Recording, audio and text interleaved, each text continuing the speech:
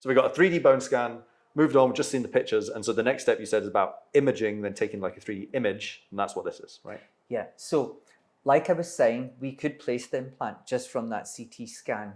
But then what we're doing is we're just looking to see where the bone is, and we're not interested where the tooth is. And the problem with that is that we want the implant to be exactly underneath the tooth. It's because it's like anything else. If it's right underneath, that's where it's going to be the strongest. That's where it's going to have the least stress. So it's going to last there for much longer. So really what the optimal way of dealing with that would be is to know where the tooth has to be. So that's why we take this 3D colored tooth scan. So now what this allows us to do is to actually see this person's teeth, to see what the bite's like, and then what we're actually interested, which is what the volume of the skin is. So we can see here, for instance, that there's a defect. We saw that in the actual scan as well, but we couldn't see the extent. It could just be that there's a lot of skin there, but we know that there's also a loss of bone there as well.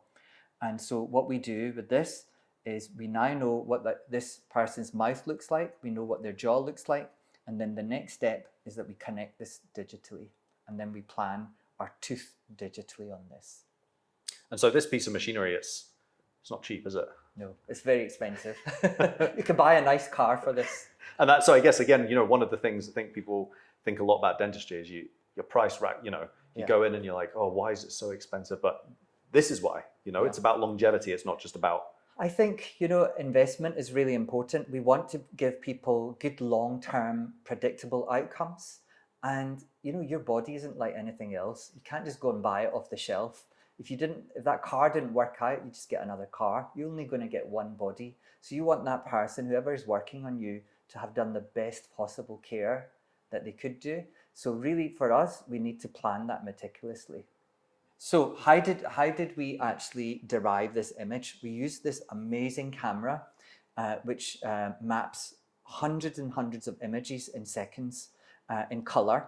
So we can actually see true color there. So you can see that teeth don't have a uniform color. They've got lots of different colors, lots of different design as well, depending on what tooth you're looking at, but also the way that the light shines on it. So sometimes when you look at people's teeth that they've had done, the crowns that they've had done, and it's very obvious that they've had something done.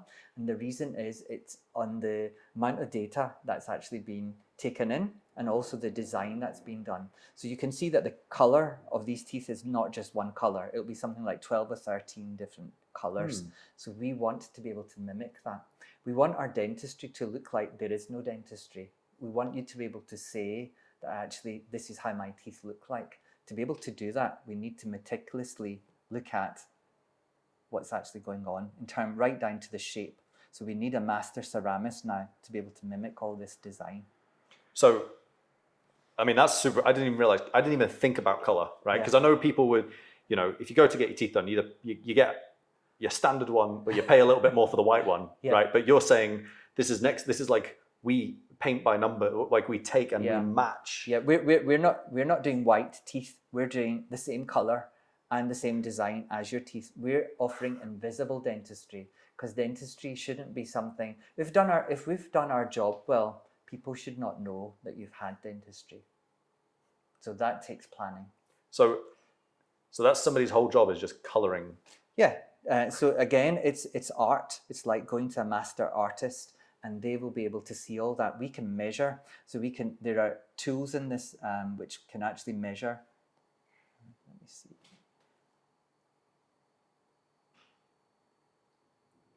So you can see it will actually measure the color gradients as we move along. You see, it's all different colors. And this machine can actually measure all that. So, by the end, when we send this away, it might have like 10 or 12 different colors that person has to rebuild in layers. So it's 3D artistry. Wow, I did not know that.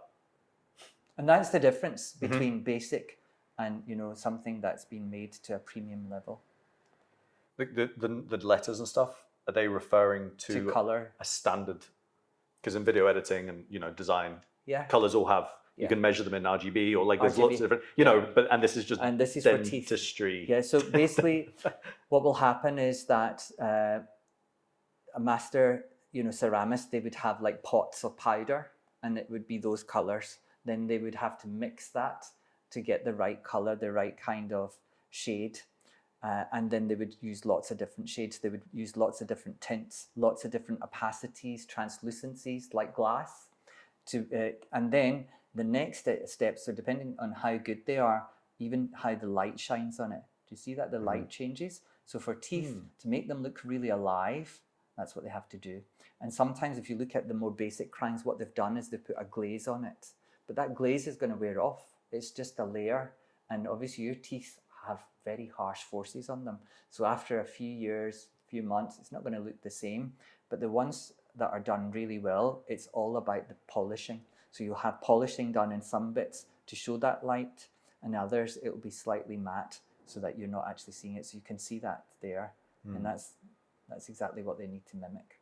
So we do lots of high quality SLR photography with this, send it to the ceramist with lots of shades, and then they will sit there, they will design it in CAD-CAM, because this is now the future we're talking about. We're not talking about somebody painting. Somebody will design this in CAD-CAM, and then after that they will 3D print that, and that will give the inner coping, and then they will put tints in to finish it off.